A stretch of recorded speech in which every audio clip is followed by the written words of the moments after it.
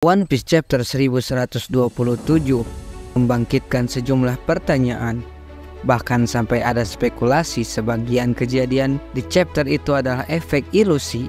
Nah, salah satu hal menarik yang disebut-sebut di chapter itu adalah ketika para raksasa yang melihat api dari hutan dengan khawatir menyampaikan mereka harus melapor ke Dewa Matahari.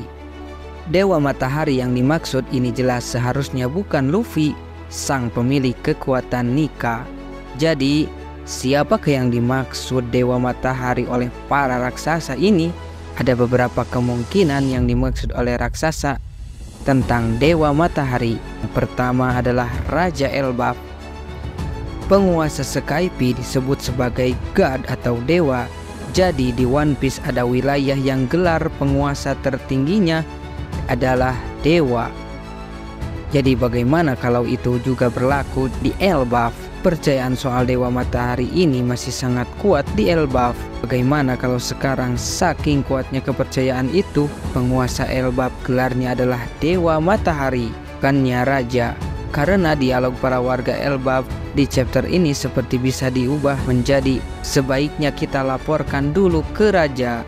Kalau benar, ini bisa memberi potensi konflik menarik. Dewa Matahari yang sekedar gelar keturunan menghadapi Luffy yang punya kekuatan Dewa Matahari.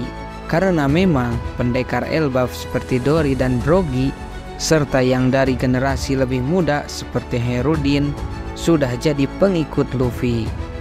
Yang jadi pertanyaan dan bahkan potensi musuh adalah keluarga kerajaan Elbaf. Teori yang kedua, bagaimana kalau yang dimaksud dengan dewa itu adalah Pangeran Loki? Di mitologi, Loki adalah sosok yang bisa berubah wujud dan ahli sihir serta ilusi. Loki di mitologi juga adalah sosok karismatik yang licik. Kekuatan Loki di One Piece jelas belum diperlihatkan.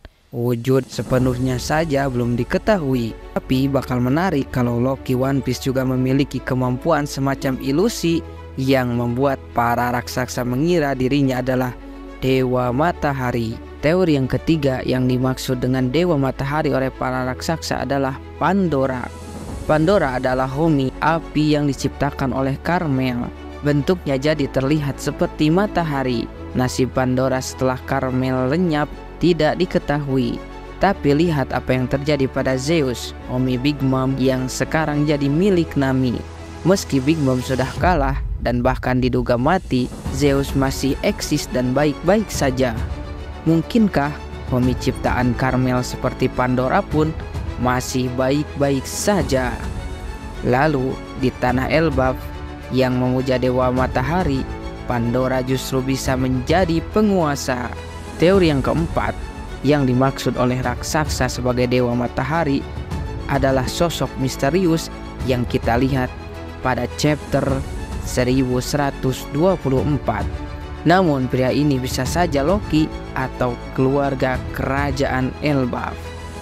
Lalu teori yang kelima yang dimaksud oleh para raksasa sebagai Dewa Matahari adalah pria dengan luka bakar. Pria dengan luka bakar posisinya belum diketahui. Ada teori ia akan muncul di Elbaf. Namun itu hanya teori yang berdasarkan kita sudah berada di final saga. Jadi Elbaf terasa sebagai momen paling tepat untuk mengungkap siapa pria dengan luka bakar tersebut.